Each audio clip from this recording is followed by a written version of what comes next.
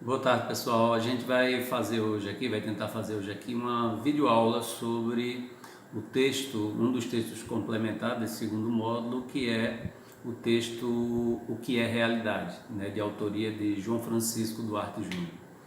Então, essa tentativa aqui é uma forma da gente tentar diversificar as atividades aqui, vamos dizer, do nosso curso. Essa aula eu ministrei semana passada para a turma de primeiro período do curso de Ciências Sociais. Então, como é o mesmo texto que também cai para vocês, eu vou tentar fazer aqui da melhor forma. Eu não estou interagindo com ninguém e é importante muitas vezes a interação com os alunos, mas aí eu vou tentar, na medida do possível, explicar para vocês o que é esse texto e o que é, isso que a gente chama de realidade. Principalmente porque o ponto fundamental para nós nessa discussão é a relação entre a construção social da realidade, né?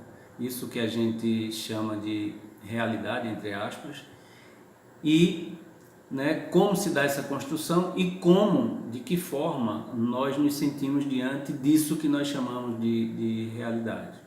Eu acho que o primeiro ponto a focar é justamente a ideia de que não existe uma realidade, mas existem realidades. E por que a gente fala de realidades e não de realidade? Porque o mundo vai se apresentar de uma forma diferente, de uma forma nova, dependendo do nosso ponto de perspectiva, dependendo da perspectiva com que a gente esteja olhando esse mundo. Então, uma criança olha para um determinado artefato de uma maneira, os adultos olham de outra maneira. Quando a gente é tomado por emoções as mais diversas, você pode olhar um determinado momento de sua vida para uma grávida e achar aquilo uma coisa indiferente. Em outro momento da sua vida, você olha para uma mulher grávida e você vê beleza, você vê, como é que se diz, afeto, você vê uma série de coisas distintas, daquela primeira parte ou daquela primeira vez que você viu aquela mulher grávida. Então, a realidade ela vai se apresentar de diversas formas para todos nós, porque a realidade ela está imbuída de significados e sentidos os mais diferentes possíveis. Então, eu não olho para um artefato aqui na minha casa sem que isso tenha, vamos dizer assim, qualquer pouca significância. Muito pelo contrário, eu olho para qualquer artefato aqui na minha casa e eu vou me deparar com coisas que têm um significado para mim, sejam porque eu comprei determinado objeto numa determinada fase da minha vida, seja porque eu mantenho na minha casa objetos que eram da minha avó, do meu avô, e esses objetos podem significar para qualquer pessoa que vem à minha casa, eles podem significar, vamos dizer assim, apenas um objeto que tem um determinado valor estético.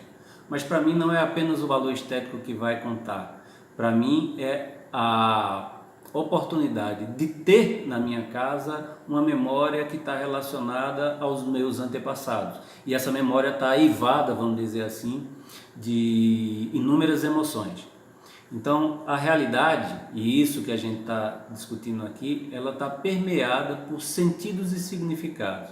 Então, o engenheiro não vai olhar para um mesmo fato social da mesma maneira que um historiador, que um sociólogo, que um psicólogo, que um administrador vai olhar, tá certo? Porque as instituições sociais também, elas têm significados os mais diferentes para a gente. A família pode ter um significado X para um determinado casal, a família fora dos moldes tradicionais pode ter um outro significado para um outro casal, de um casal que seja formado não apenas por casais héteros, por exemplo. Então, a realidade ela vai se manifestar de forma diferente, dependendo da perspectiva que a gente olha, dependendo, vamos dizer assim, da carga de emoção que uma determinada situação possa me trazer.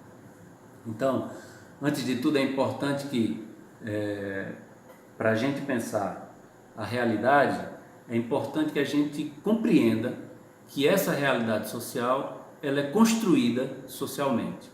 E quando eu digo construída socialmente, é que ela é construída pelos homens em processos de relações sociais. É isso que eu quero dizer por a realidade construída socialmente. O homem é o construtor social dessa realidade. É o homem quem constrói a realidade. É ele quem constrói ao construir leis, ao construir regras, valores os mais diversos. No entanto, há um paradoxo aí que é importante a gente destacar. E o paradoxo é que o homem constrói a realidade, mas o homem se sente submetido à realidade. Esse é o principal paradoxo que vai nortear a nossa discussão aqui.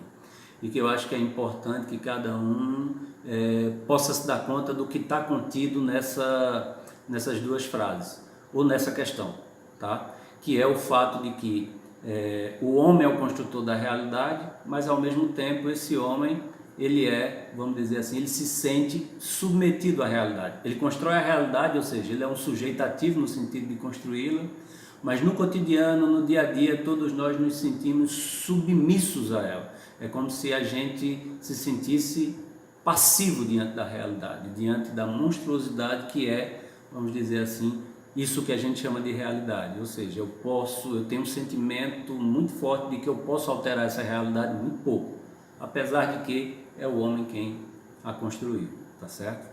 Então, é importante nesse processo a gente também pensar que se a gente está falando de realidades e não realidade, né, e não apenas de realidade, é importante a gente destacar também que a minha realidade é a minha verdade, assim como a sua realidade é a sua verdade. E isso tem algo também bastante questionável, porque às vezes a gente tem a sensação de que a realidade ela existe por si só, ou que a verdade também existe por si só, ou que exista apenas uma verdade. E do ponto de vista sociológico, a gente não pode afirmar isso, porque cada um vai ver a realidade ou vai ver a verdade de acordo com a sua realidade, ok? Então eu não posso admitir que a minha compreensão de verdade seja a mesma para todos, já que outros vivem realidades diferentes. A empregada doméstica que visita ou que trabalha na casa de uma determinada família tem uma realidade ali que é diferente da realidade daquela família. Ela limpa, ela cozinha, ela passa para aquela família, mas ela não desfruta dos privilégios que aquela família possa ter, né? E ela vive no mesmo ambiente. Então, aquele mesmo ambiente para ela tem uma realidade, uma verdade que é diferente do que aquela família onde ela trabalha vive, ou seja, tem significados diferentes a realidade ou as realidades dessas duas pessoas em razão da própria inserção social, né? Seja da empregada doméstica, seja dessa família. Então, se a gente fala em realidades, a gente também vai falar em verdades. E é isso mesmo, tá? Não existe uma verdade absoluta, não existe uma verdade que possa se impor para todos, porque num determinado fato eu posso vivenciar na realidade que eu estou vivenciando, ainda que vocês participem dela, eu posso vivenciar essa realidade de forma muito diferente, eu posso extrair verdades diferentes, porque meu ponto de vista ou o lugar social de onde eu falo é diferente do lugar social que você está vivenciando a mesma realidade. E o que quer dizer isso, lugar social? Quer dizer, por exemplo, que eu, homem, né, heterossexual, branco, tenho, né, uma inserção social muito diferente de um homem da mesma idade que a minha, que seja heterossexual e que seja negro. Os conflitos pelos quais nós passamos, ou a história de vida de cada um de nós, vai indicar caminhos, né, de vivência, de experiência, de compreensão da realidade, que são muito diferentes, vamos dizer assim, de um para outro. Porque o homem branco não sofre preconceitos que o homem negro sofre, tá certo? E isso a gente pode pensar em termos de um homem, de uma mulher, de os valores de uma sociedade que estão preparados muito mais para servir aos homens do que às mulheres, né? Então a gente fala de realidades e a gente fala de verdades. A gente fala que a gente encara a realidade dependendo da nossa perspectiva, da mesma forma que essa perspectiva é influenciada pelo lugar social que eu ocupo, né? Então o lugar social são esses padrões que a gente pode definir aqui como padrão, né? Ou como processos de estratificação em que eu coloco homem e mulher, faixa etária, né? Lugar onde nasceu, renda. Então tudo isso modifica a perspectiva que a gente tem sobre o que é verdade e o que é realidade, tá? Agora, é importante a gente destacar que todo esse processo de construção social da realidade, ela vai se dar com a palavra, com a linguagem, né? A linguagem é um sistema fundamental e primordial de criação e significação do mundo. Pensa que cada palavra ela é portadora de significados, não só de significado, mas de significado, né? Quando eu falo pão, eu posso estar me referindo ao pão francês, como eu posso estar falando do pão, né, que eu dou graças por tê-lo todo dia. Então a palavra pão vai além daquilo que a gente compreende apenas como um pão francês, como um pão doce. A ideia de pão vem praticamente como algo, como resultado do meu trabalho, de uma bem-aventurança, vamos dizer assim. Então, há significados diferentes. Então, é importante que a gente pense, né, que a gente incorpore, inclusive, de que para qualquer processo de construção social da realidade, a palavra e a linguagem são fundamentais, porque tudo que eu conheço, eu só conheço porque eu sei o nome. Eu não posso dizer que eu conheço algo que eu nem sei o nome. O nome é uma forma de classificar as coisas que me traz sentido, significado. Então tudo que eu conheço se deve ao fato de que eu sei o nome.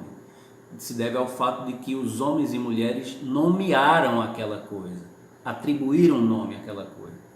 Então, as palavras têm significados e tudo que eu conheço porque as coisas têm um nome para mim. O que não tem nome, eu não conheço, tá certo? Se existir algum objeto aqui nessa sala que esteja presente e eu não consiga vê-lo, se deve ao fato de que eu não conheço, mas muito provavelmente o ar que eu estou respirando aqui, eu sei que ele está aqui, eu não estou vendo, mas eu sei que ele existe porque eu conheço, eu aprendi na escola, tem um nome definido o que é. Tem palavras e textos e teorias explicando o que é o ar, como é que a gente respira e por aí vai. Agora, se compreendemos isso da linguagem, eu recomendo que, se minha explicação não for suficiente, que vocês procurem, né, ler o texto, leiam o texto. Nenhuma aula substitui a própria leitura que a gente faz de um texto, ok? Então vamos lá.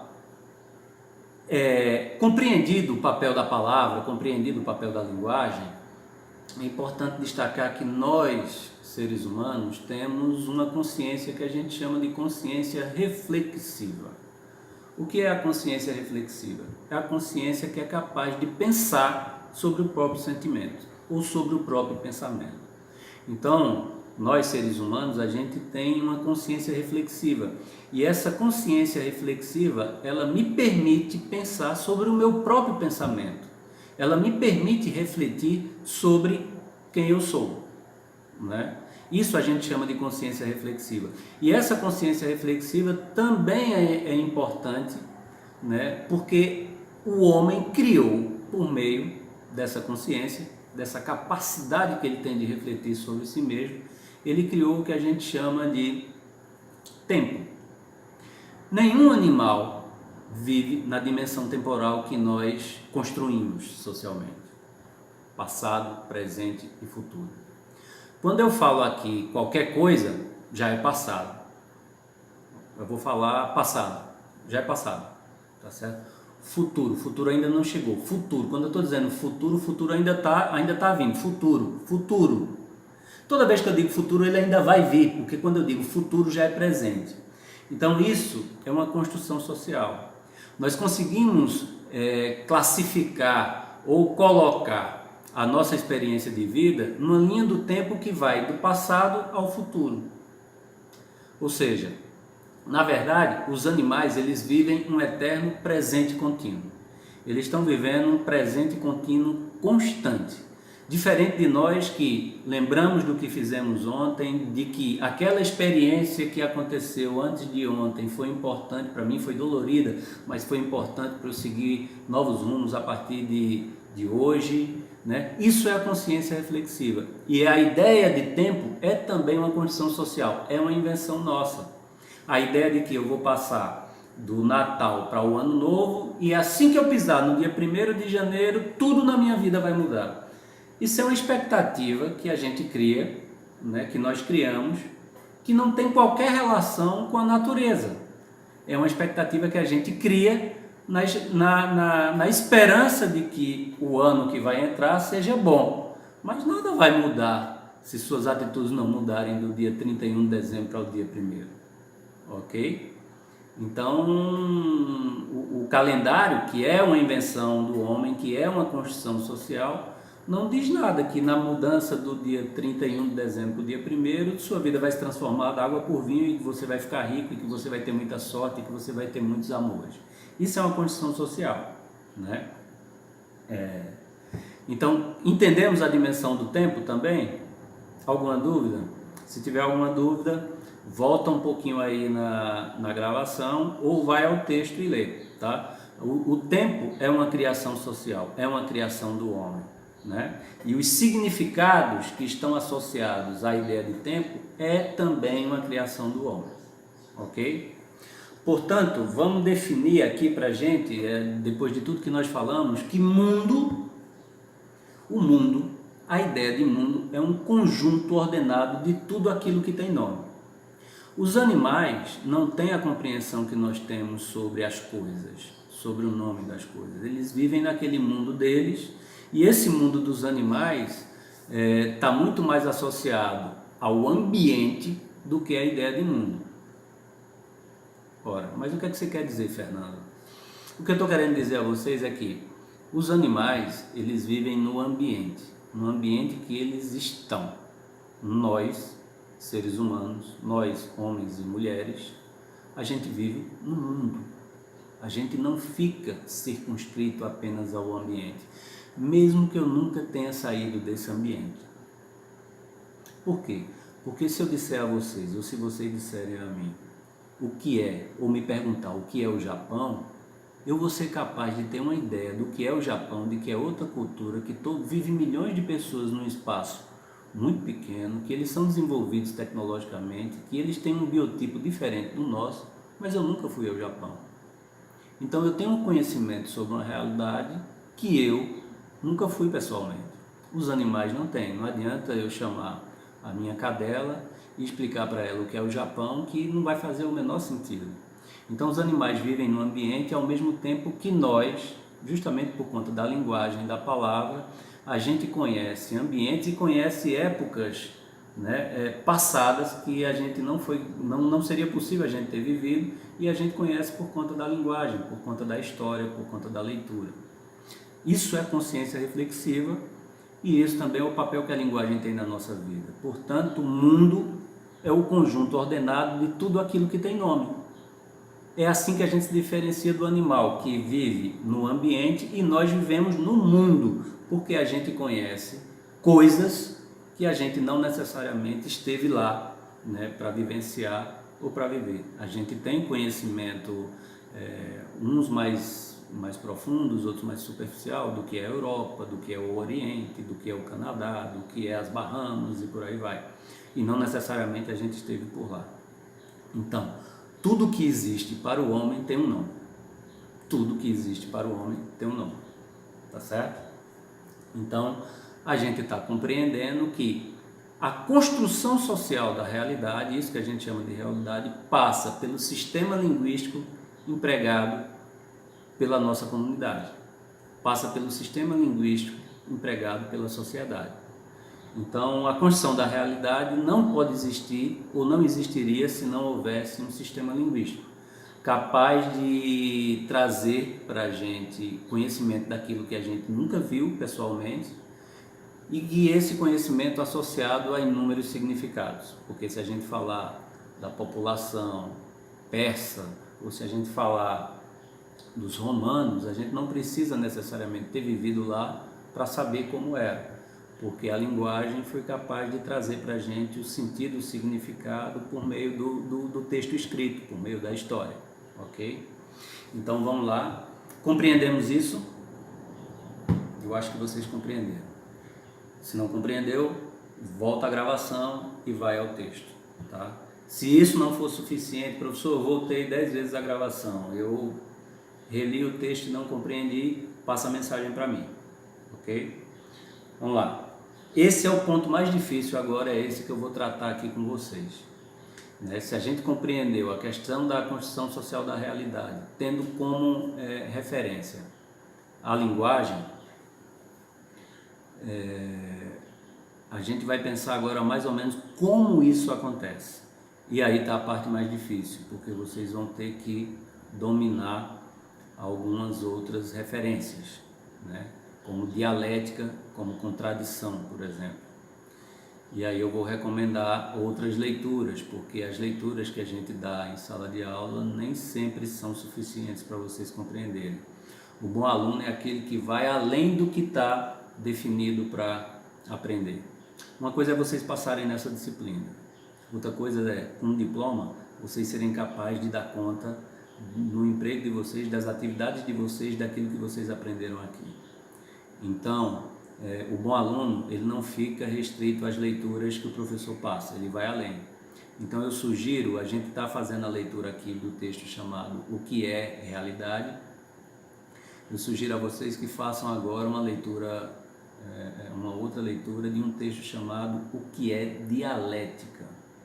O que é dialética vai auxiliar a vocês compreenderem o que eu vou explicar agora, tá? Então, vamos lá. Partindo do pressuposto que a gente compreendeu a ideia da linguagem, o papel que a linguagem tem, eu vou dizer a vocês o seguinte: o real será sempre o produto da dialética, do jogo existente entre a materialidade do mundo e o sistema de significação utilizado para organizá-lo. Infelizmente eu não sei mexer e colocar legendas aqui, porque senão eu colocaria essa frase que eu estou lendo aqui para vocês. Vou repetir. O real será sempre um produto da dialética. Veja, o real será sempre um produto da dialética, do jogo existente entre a materialidade do mundo e o sistema de significação que a gente utiliza para organizar esse mundo. Vamos lá, vamos tentar compreender o que é dialética de forma breve. Imagina o seguinte, imagina uma semente de café. A semente de café, ela dá frutos, e aí a gente pega a semente do café e planta ela. Quando a gente planta a semente do café, a gente vai ter, depois de um tempo, o nascimento da muda, o pé de café. O pé de café, eu pergunto a vocês, é exatamente igual à semente? Não. A semente é uma coisa, o pé de café, a muda do café é outra, tá? São coisas muito diferentes. Então, quando eu pego a semente do café e planto ela e nasce a planta está negando a semente. Ela se afirma como planta e, ao se afirmar como planta, ela nega a semente, mas não nega no sentido negativo. Ela nega no sentido de se afirmar. É como se eu dissesse: eu sou planta e você é semente, nós somos diferentes. Mas, mesmo sendo diferentes, eu sou resultado da sua existência, eu sou fruto da sua existência. Então, eu tenho você em mim, da mesma forma, né? Eu tenho você em mim, da mesma forma que eu não sou você, eu tenho você em mim. Ou seja, eu sou uma continuidade daquilo que você é, sendo você um objeto qualitativamente diferente. Ou seja, a planta, ela é diferente da semente, mas é uma diferença que existe em razão da semente ter dado fruto, que o fruto é essa planta.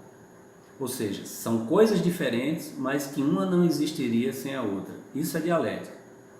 Seguindo. Aí a planta, ela chega um momento em que ela dá a flor. A flor é exatamente igual à planta? Não. Então a flor se afirma como flor e nega a planta. Não é negar no sentido negativo, negar num contexto negativo, é no sentido positivo. Eu sou diferente de você, planta, e sou diferente da semente.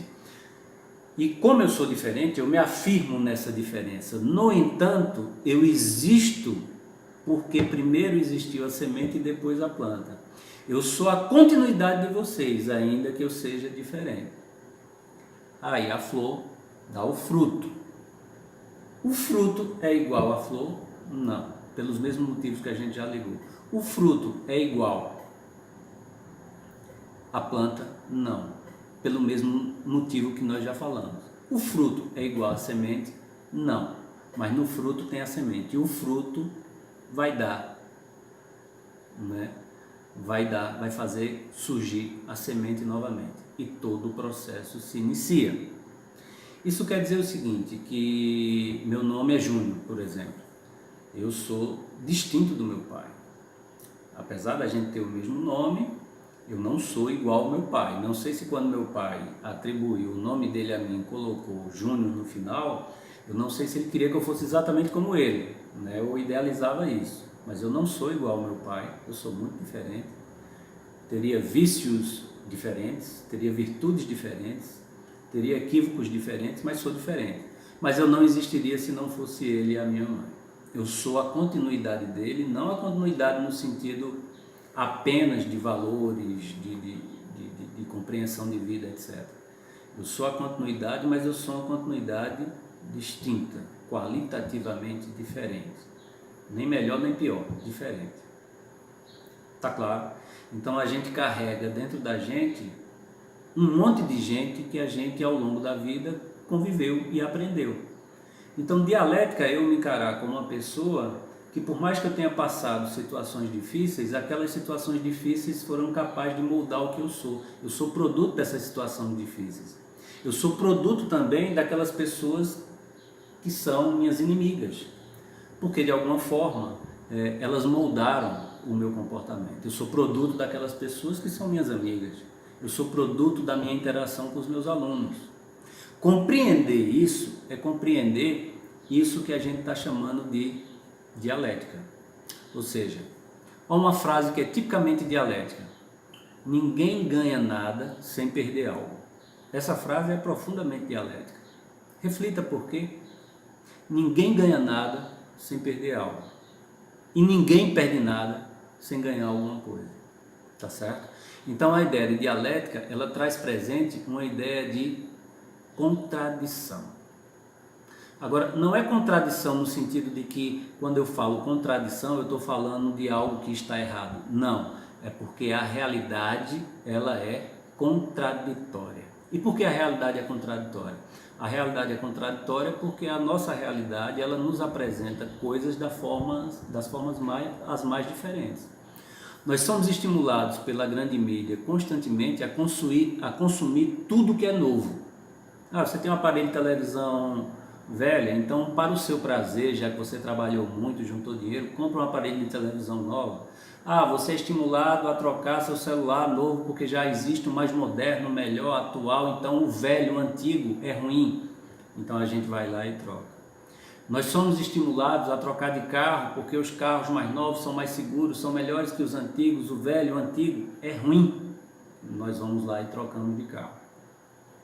Ou seja, a sociedade o tempo inteiro, ela sugere uma relação de consumo para a gente, para tudo que está à nossa volta.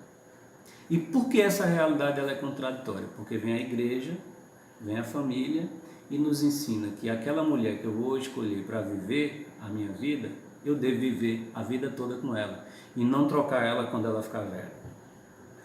Vocês percebem por esse exemplo como nós somos colocados diante de valores que são os mais contraditórios? É daí que nascem as neuroses, viu? Ou seja, quando a gente fala de contradição aqui, nós não estamos falando de contradição como sentido de contradição como algo negativo. Ah, ele mentiu, ah, ele está errado. Não é nesse sentido. É de que a realidade ela é contraditória e que os seres humanos também expressam essas contradições. Eu expresso essa contradição quando eu sou muito exigente com o aluno e ao mesmo tempo eu me digo uma pessoa democrática. Não é que eu seja mentiroso quando eu digo que sou democrático, e não é que eu seja, como é que se diz, um déspota quando eu estou sendo mais rígido, mais exigente.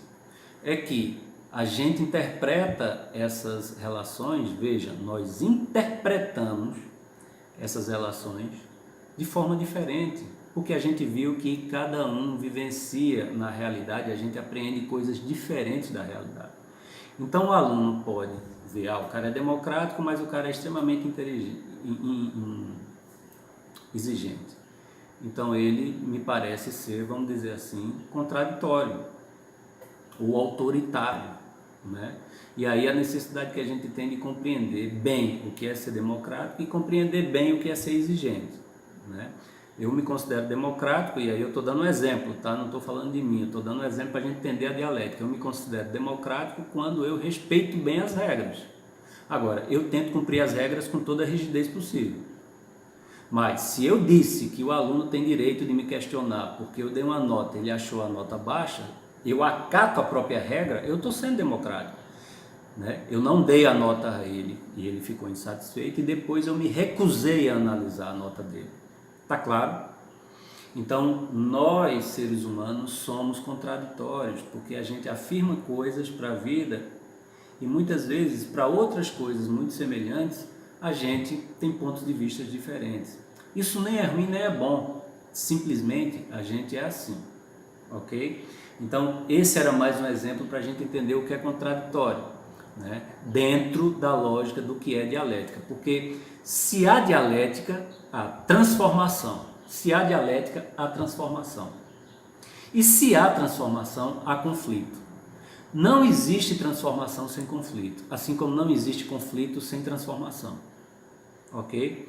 Então, quando eu estou falando de dialética, eu compreendo dialética como algo que pressupõe também a ideia de transformação e de conflito e de contradição.